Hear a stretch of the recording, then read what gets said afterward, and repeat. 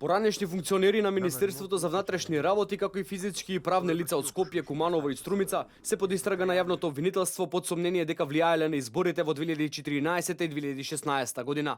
Јавното обвинителство за гонење на организиран криминал и корупција веќе има отворено предистражни постапки против тие лица за сторени кривични дела поврзани со изборниот процес во Македонија.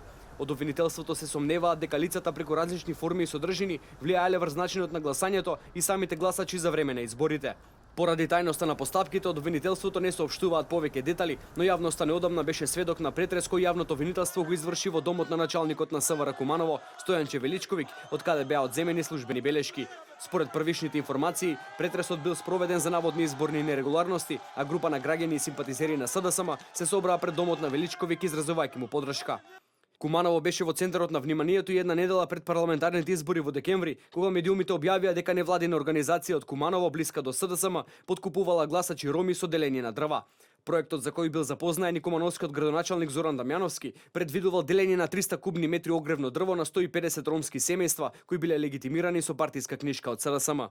На 13 февруари обвинителството обелодени дека започнало истрага и за финансискиот извештај на СДСМ поднесен до Државниот завод за ревизија со сомнеж дека се работи за финансиски криминал. Според соопштението, предметот е оформен по пријава поднесена од надлежна институција против едно лице, организатор на изборната кампања, и против правно лице за злоупотреба на средства за финансирање на изборна кампања. Делата за кои е отворена постапка се во врска со употреба на недозволиви средства за изборна кампања и давање на лажни податоци во финансиските извештаи. Информациите за можни злоупотреби во изборната кампања ги објави агенцијата Нетпрес, која пишуваше дека СДСМ не потрошила пари за печатење и издавање на програмата со која излегоа на изборите, како и за трошоци за транспорт и превоз, иако полни автобуси и комбиња можеа да се забележат на митинзите.